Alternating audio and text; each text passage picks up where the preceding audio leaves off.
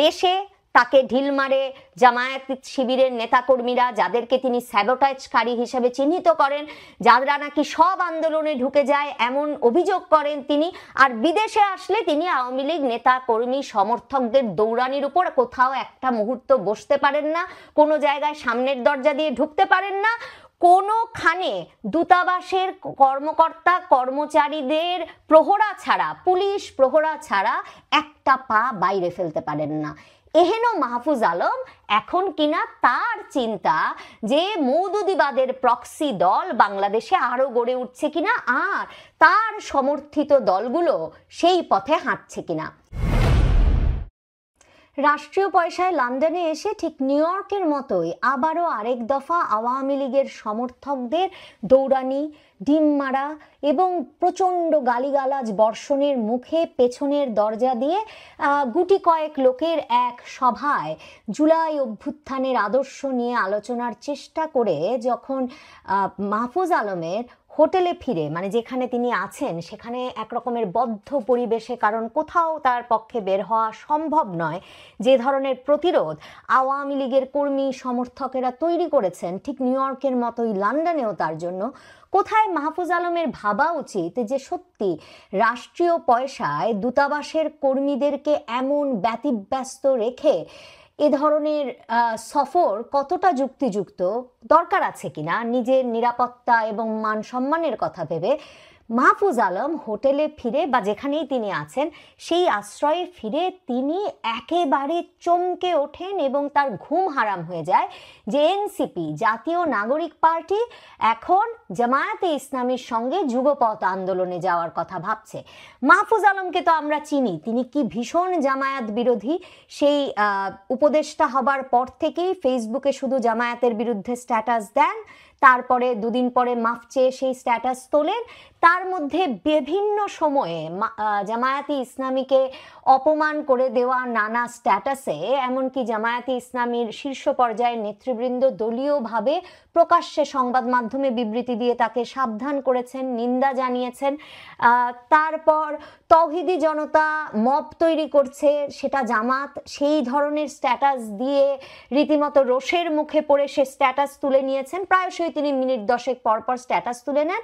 আর সর্বশেষ মে মাসে আবারও আরেক দফা যুদ্ধাপরাধী জামায়াতকে অবশ্যই ক্ষমা চাইতে হবে এমন কথা বলার পর যখন সেই জামায়াতের সাহায্যেই তাকে এবং ইউনূস সরকারকে জামায়াতের সঙ্গে আলোচনায় বসতে হলো, মানে এগুলো বিস্তারিত মনে করাচ্ছি আপনাদের, তখন কিন্তু মাস দুয়েক রীতিমতো বাংলাদেশে আত্মগোপনে ছিলেন মাহফুজ আলম। মানে তাকে তার কথাবার্তা বলা, কোনো প্রকাশ্য অনুষ্ঠানে যাওয়া একদম নিষেধ ছিল। অবশেষে আবারও জুলাই মাস থেকে তিনি গর্ত থেকে বেরিয়ে এলেন, কিন্তু মাহফুজ আলমের যে জামাত বিরোধিতা, সেই বিরোধিতা গেল না। এবং মানে যখন সাহায্য দরকার, যখন লোকবল দরকার, যখন জনশক্তি দরকার, সমর্থন দরকার, তখন জামায়াতে ইসলামী ভালো লাগে মাহফুজ আলমের এবং মাহফুজ আলমের সরকারের, কিন্তু তাছাড়া জামায়াতে ইসলামীর কোনো অধিকার আছে বলে তিনি মনে করেন না। প্রথম তিনি কোন স্ট্যাটাসটা দিলেন মনে করে দেখেন, সেই মার্চ মাসে মাহফুজ আলম স্ট্যাটাস দিয়েছিলেন যে জামায়াতে ইসলামী শাপলাকে একটা প্রক্সি হিসেবে তাদের ব্যবহার করেছে, মানে শাপলার ফায়দা তুলেছে জামায়াতে ইসলামী। কিন্তু সেই শাপলা মানে 2013 সালের 5ই মে সেই সমাবেশ আসলে করেছিলেন বাংলাদেশের পীর ফকির আলেম ওলামার অনুসারীরা, আর জামায়াত একটা ভ্রান্ত আকিদার অনুসারী বলেই মাহফুজ আলম শর্ষিনা পীরপন্থী হিসেবে বড় হয়েছেন, শর্ষিনা পীরপন্থী মাদ্রাসায় পড়েছেন। তো তিনি বললেন ওনারা ছোটবেলা থেকে জেনে এসেছেন যে জামায়াতে ইসলাম পীর ওলামা মাশায়েখদের বিরোধী, এবং ওলামা মাশায়েখদের বিরোধিতা এবং সহি ইসলামের বিরোধিতা করার কারণেই তাদেরকে যুদ্ধাপরাধের বিচারের সম্মুখীন হতে হয়েছে। এমন একটা তত্ত্ব তিনি প্রথম হাজির করেছিলেন এবং সে সময় একবার তিনি প্রক্সি শব্দটা ব্যবহার করেছিলেন। এখন লন্ডনে বসে তিনি যখন পত্রিকার পাতায় পড়লেন, প্রথম আলোতে দেখলেন শনিবার দিন খবর হয়েছে, আমার দেশে দেখলেন শনিবার দিন খবর হয়েছে যে জামায়াতে ইসলামীর সঙ্গে বেশ কয়েকটি দল যুগপৎ আন্দোলনে যাচ্ছে, জুলাই সনদের আইনি ভিত্তি দেওয়া, আনুপাতিক প্রতিনিধিত্ব পদ্ধতিতে নির্বাচন দেওয়া, জাতীয় পার্টি নিষিদ্ধ করা সহ বেশ কয়েকটি সুনির্দিষ্ট লক্ষ্য নিয়ে, এবং এই যুগপৎ আন্দোলন এমনকি নির্বাচনী জোটে পরিণত হতে পারে। তখন মাহফুজ আলমের পায়ের মাটি একদম সরে গেল। মানে তার দল, মানে জাতীয় নাগরিক পার্টি, মনে মনে যাকে তিনি তার দল ভাবেন, মনে মনে ভাবেন, আসলে আসল দল কোনটি মাহফুজ আলমের সেই গল্পও বলবো। তো এই দল জাতীয় নাগরিক পার্টি কিনা এখন গিয়ে উপস্থিত হচ্ছে জামায়াতে ইসলামীর সঙ্গে যুগপৎ আন্দোলনে। তিনি যখন দেখলেন সেই তালিকায় এমনকি হেফাজতে ইসলামের আলেম ওলামারা সবাই নাকি জামায়াতে ইসলামীর বিরুদ্ধে এবং জামায়াতে ইসলামী ভ্রান্ত আকিদার অনুসারী বলে মনে করে, এই বক্তৃতা যখন মাহফুজ আলম ছড়িয়ে দেওয়ার চেষ্টায় আছেন গত 1 বছরের বেশি সময় ধরে, সেই মাহফুজ আলম যখন দেখলেন হেফাজতে ইসলামের নেতা এবং শাপলার যে জমায়েত, সেই জমায়েতের একজন শীর্ষস্থানীয় ব্যক্তি, জনপ্রিয় মুখ মামুনুল হকের খেলাফত মজলিস, তারাও কিনা সেই যুগপৎ আন্দোলনে যোগ দিচ্ছে জামায়াতে ইসলামীর সাথে, আমি জানি না কার ওপর অভিমান করে তিনি এই স্ট্যাটাস দিলেন যে অনেক প্রক্সি দল আছে জামায়াতে ইসলামীর মওদুদিবাদের, আর মওদুদিবাদের কোনো প্রক্সি দলের দরকার নাই। তিনি লিখলেন বাংলাদেশের রাজনীতিতে, মানে আমি প্রক্সির বাংলা দেখছি, কালের কণ্ঠ যেমন ছায়া করেছে, বাংলাদেশের রাজনীতিতে আরেকটি ছায়া মওদুদিবাদ দল প্রয়োজন নেই। তিনি লিখেছেন যে এরকম আরো অনেক অনেক দল আছে, আমাদের রাজনৈতিক অঙ্গনে আরেকটি প্রক্সি মওদুদিবাদী দলের প্রয়োজন নেই, এর মধ্যে 8 ডজন প্রক্সি সক্রিয় আছে, আপনি কিছুই নতুন যোগ করতে পারবেন না, বরং পুনর্নির্ধারণ করুন, পুনর্গঠিত হন এবং পুনরুদ্ধার করুন। এখন কাকে উনি এই সাবধানবাণী দিলেন সেটা যেমন বোঝা যাচ্ছে না, তো সকলে ধারণা করছেন জাতীয় নাগরিক পার্টিকে, আমি ধারণা করছি জাতীয় নাগরিক পার্টিকেও বলছেন, আবার হেফাজতে ইসলাম, মানে যেই বিষয়ে তিনি মার্চ মাসে বলেছিলেন যে তিনিও কিন্তু উপস্থিত হয়েছিলেন মতিঝিলে, তো তিনি বলেছেন যে এই যে মতিঝিলের সমাবেশ, শাপলা চত্বরের পুরো সমাবেশটাই যে জামায়াতের বিরোধী, সে কথা বলা পরেও এই যে হেফাজতে ইসলাম পর্যন্ত জামায়াতে ইসলামীর সঙ্গে যুগপৎ আন্দোলনে এমনকি নির্বাচনী জোটের কথা ভাবছে, আমার সন্দেহ হয় তিনি তাদেরকেও হয়তো সাবধান করলেন। কিন্তু উপদেষ্টা মাহফুজ আলম এগুলো কিছু পরিষ্কার করলেন না, এত অপরিষ্কার স্ট্যাটাস বলেই, অস্পষ্ট স্ট্যাটাস বলেই বোধহয় তিনি এখন পর্যন্ত রাখতে পেরেছেন, মুছে ফেলেন নাই। উনার স্ট্যাটাসের মন্তব্যের নিচে গিয়ে লোকে কিন্তু তাকে লিখলো যে এ ধরনের কথা নিজেদের আলোচনার টেবিলে সামনাসামনি বসে না বলে স্ট্যাটাস দেওয়ার দরকার কি, মানে জাতীয় নাগরিক পার্টিকে ইঙ্গিত করেই বলল। তখন তিনি বললেন আপনাদের কি মনে হয় আমি সামনাসামনি আলোচনায় বোঝাতে পারলে কি আর স্ট্যাটাস দেই? মানে হতাশার এই অবস্থা। দেখেন, প্রথম মাহফুজ আলম আলোচনায় এসেছিলেন 2025-এর মার্চে, তিনি একটা স্ট্যাটাস দিলেন, সেই স্ট্যাটাসে তখন তিনি বললেন যে জামায়াত যুদ্ধাপরাধের সহযোগী ছিল, প্রথম তিনি একদম পরিষ্কার করে বললেন, এবং তিনি বলেছেন যে জামায়াতের যারা বাংলাদেশপন্থী তারা এদেশে রাজনীতি করার অধিকার রাখেন, জামায়াতের নতুন প্রজন্মের অল্প কিছু ব্যতিক্রম বাদে কেউই পাকিস্তানপন্থী নন। মানে আপনি বুঝতে পারছেন, মানে মনে হচ্ছে মাহফুজ আলম ঠিক করে দেবেন জামায়াতের কে বাংলাদেশপন্থী কে পাকিস্তানপন্থী, এবং তিনি তারপর বলছেন যে ফলে স্বাধীনতা বিরোধী ট্যাগ দিয়ে জামায়াত শিবিরের রাজনৈতিক অধিকার ক্ষুণ্ণ করা যাবে না, রাজনৈতিক ও আদর্শিক লড়াই করেই তাদের প্রোপাগান্ডা ওয়ারের জবাব দিতে হবে সত্য দিয়ে। মানে মাহফুজ আলম অন্তর্বর্তীকালীন সরকারের তথ্য উপদেষ্টা ডক্টর ইউনুস, যাকে মাস্টার মাইন্ড ভাবেন, এবং ভাবেন ডক্টর ইউনুসের সরকারটাই গঠিত হয়েছে জামায়াতে ইসলাম ছাত্র শিবিরের নেতৃত্বে 2024-এর জুলাই আগস্টে, নেতৃত্বে লোকবলের ওপর ভিত্তি করে, তাদের কৌশলের ওপর ভিত্তি করে যে রাজনৈতিক মানে অভ্যুত্থানটি হলো 2024-এর জুলাই আগস্টে, তার ওপর এমনকি মাহফুজ আলম জানেন, মাহফুজ আলম ঘনিষ্ঠ বন্ধু ছিলেন এই যে ছাত্র শিবির সভাপতি সাদিক কায়েমের, কাজে তিনি তারা 2016-17 সাল থেকে জানেন যে সাদিক কায়েম ছাত্র শিবিরের রাজনীতি করেন। এই সাদিক কায়েম, আলী হাসান জোনায়েদ, রাফে সালমান রিফাতের মতো, এস এম ফারহাদদের মতো ছাত্র শিবিরের নেতৃবৃন্দ তাদেরকে একরকমের আগলে রেখে পরামর্শ দিয়ে লোকবল দিয়ে 2024-এর জুলাই আগস্ট আন্দোলনের মুখ বানালো। আর হওয়া মাত্র মাহফুজ আলম মার্চ মাস থেকে এইসব ডায়ালগ দেওয়া শুরু করলেন যে জামাত শিবিরের মানে রাজনীতিটা হচ্ছে প্রোপাগান্ডা ওয়ার, মানে হচ্ছে অপপ্রচারমূলক লড়াই। এবং তারপর তিনি সেখানে এই কথাও বললেন যে 2013 সালের মে মাসে হেফাজতে ইসলামের কর্মসূচির সকল ফায়দা মানে প্রক্সি হিসেবে নিয়েছিল, মানে এক রকমের ফায়দা জামায়াতে ইসলাম নিয়েছিল, কিন্তু আমরা মূলত নবীজির সম্মান ও ভালোবাসা সামনে রেখে ঢাকায় এসেছিলাম। আমি শর্ষিনাপন্থী যে মাদ্রাসায় পড়েছি সেখানে জামায়াত নেতাদের ভ্রান্ত আকিদার অনুসারী হিসেবে গণ্য করা হতো, আর জামায়াত নেতাদের ফাঁসিকে দেখা হতো তাদের আলেম ও সহি ইসলাম বিরোধিতার ফসল হিসেবে। জামায়াতকে আমরা ছোটবেলা থেকে আলেম ওলামা বিরোধী হিসেবেই জেনে এসেছি। অনেকেই হয়তো খেয়াল করেন না, অধিকাংশ শাপলার কর্মীরাই আসলে জামায়াতের আকিদা ও নেতৃত্ব বিরোধী।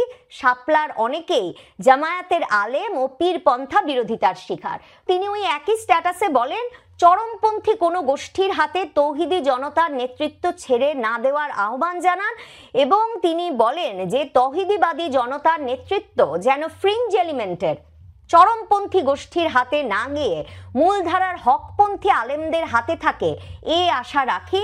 এই স্ট্যাটাসটির কিন্তু জামাতে ইসলামী অত্যন্ত গুরুত্বের সঙ্গে নিয়েছিল। জামায়াতে ইসলামীর সেক্রেটারি জেনারেল মিয়া গোলাম পারাওয়ার একটা বড় বিবৃতি দিয়েছিলেন এ বিষয়ে সংবাদ মাধ্যমে, এবং তিনি প্রথমেই যে প্রশ্নটা তারা তোলেন দলের পক্ষ থেকে, যে একটা অন্তর্বর্তীকালীন অরাজনৈতিক সরকারের উপদেষ্টা মাহফুজ আলম, তার স্মরণ রাখা উচিত যে কোনো রাজনৈতিক দলকে টার্গেট করে সমালোচনা ও অশক্ত বক্তব্য দেওয়ার কোনো নৈতিক ও বিধিগত অধিকার তিনি রাখেন না।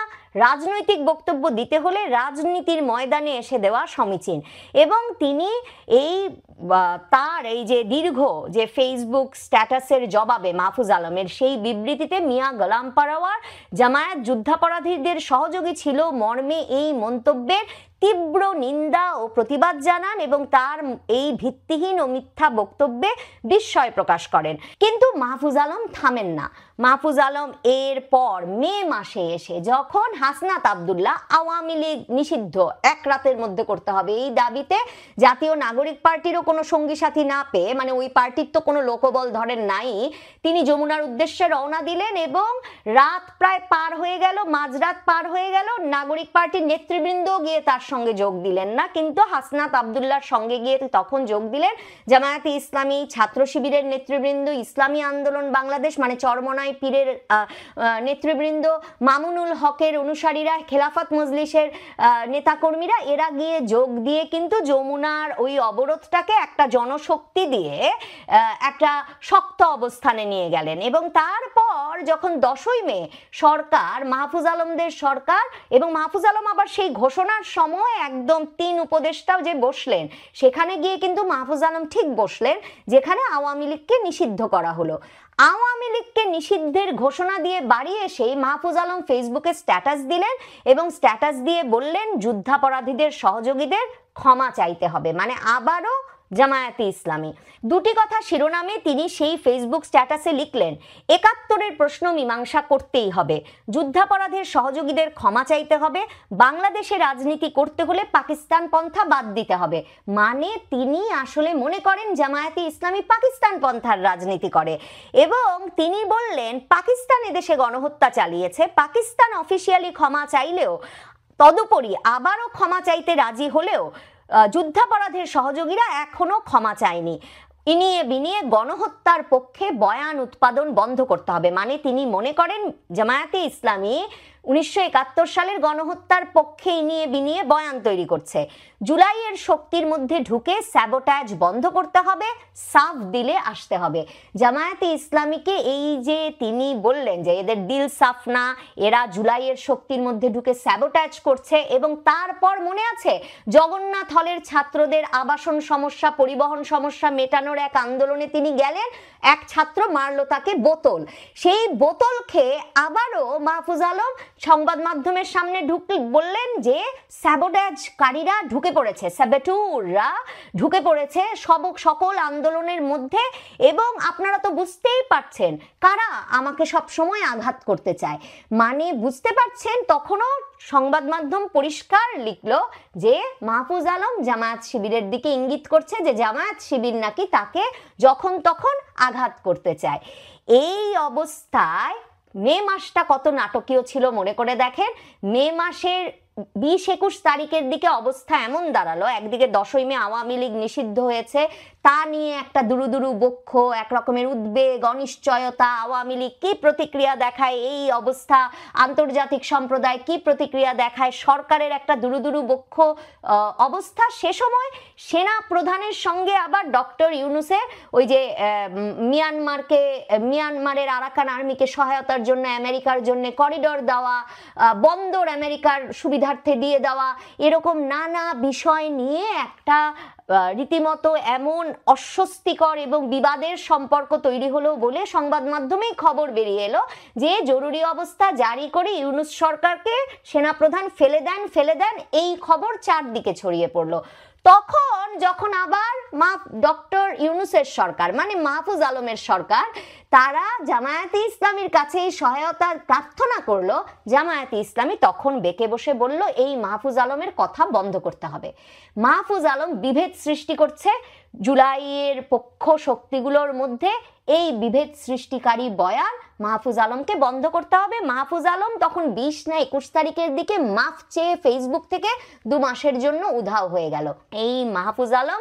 এরপর আবারও মানে জনপরিসরে এসেছেন বটে, কিন্তু বুঝতেই পারছেন দেশে তাকে ঢিল মারে জামায়াত শিবিরের নেতাকর্মীরা, যাদেরকে তিনি স্যাবোটাজকারী হিসেবে চিহ্নিত করেন, যারা নাকি সব আন্দোলনে ঢুকে যায় এমন অভিযোগ করেন তিনি। আর বিদেশে আসলে তিনি আওয়ামী লীগ নেতা কর্মী সমর্থকদের দৌড়ানির উপর কোথাও একটা মুহূর্ত বসতে পারেন না, কোনো জায়গায় সামনের দরজা দিয়ে ঢুকতে পারেন না, কোনোখানে দূতাবাসের কর্মকর্তা কর্মচারীদের প্রহরা ছাড়া, পুলিশ প্রহরা ছাড়া একটা পা বাইরে ফেলতে পারেন না। এহেন মাহফুজ আলম এখন কিনা তার চিন্তা যে মওদুদিবাদের প্রক্সি দল বাংলাদেশে আরো গড়ে উঠছে কিনা, আর তার সমর্থিত দলগুলো সেই পথে হাঁটছে কিনা। মাহফুজ আলম একদিকে পীর আলেম ওলামা সবাই জামায়াত বিরোধী বলে সেই একটা ইসলামী রাজনীতির বয়ান হাজির করতে চান বটে, কিন্তু মাহফুজ আলমদের আসলে পারিবারিক রাজনীতিটা কি দেখেন। মাহফুজ আলমের বাবা লক্ষ্মীপুর জেলার ইছাপুর ইউনিয়নের বরাবরের বিএনপির একজন নেতা, এবারও তিনি সাধারণ সম্পাদক পদ পেয়েছেন, এবং মাহফুজ আলম এবং আসিফ মাহমুদ সজীব ভুঁইয়া দুজনই যে নির্বাচন করবেন তা একরকম নিশ্চিত।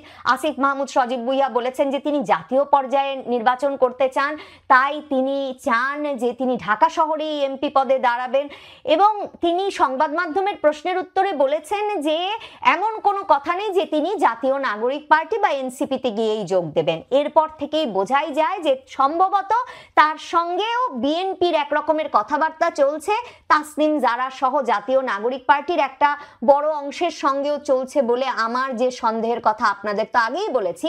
কিন্তু আসিফ মাহমুদ সজীব ভুঁইয়ার পছন্দ যে বিএনপি, কারণ বিএনপি বিজয়ী হবে এমন সমীকরণ ঢেলে সাজিয়ে তারা তা ঠিক করে নিয়েছিলেন।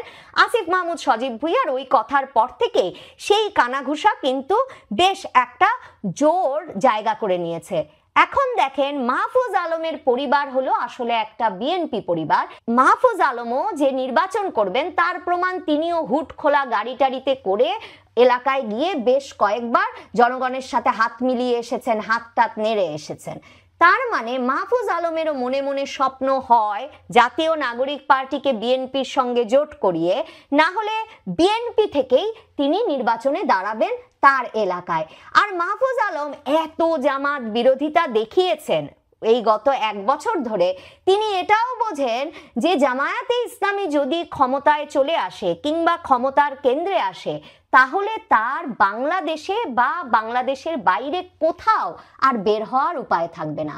এই ভয়ে এই ভীতিতে লন্ডনে দৌড়ানি খেয়ে নিজের আশ্রয়স্থলে বা নিজের আবাসস্থলে ফেরার পর মাথা খারাপ হয়ে গেছে বর্তমান সরকার, ইউনূস সরকারের তথ্য উপদেষ্টা মাহফুজ আলমের, যে একদিকে আওয়ামী লীগ আরেকদিকে জামাত, যেই জামাত শিবির মাহফুজ আলমকে মন্ত্রী থাকা অবস্থায় পুলিশ প্রহরার মধ্যে ঢাকা শহরের বুকে নাকি বোতল ছুঁড়ে মেরেছিল, সে সন্দেহ স্বয়ং মাহফুজ আলমেরই। কাজেই মাহফুজ আলমের এখন ভয়ে ত্রাহি ত্রাহি অবস্থা।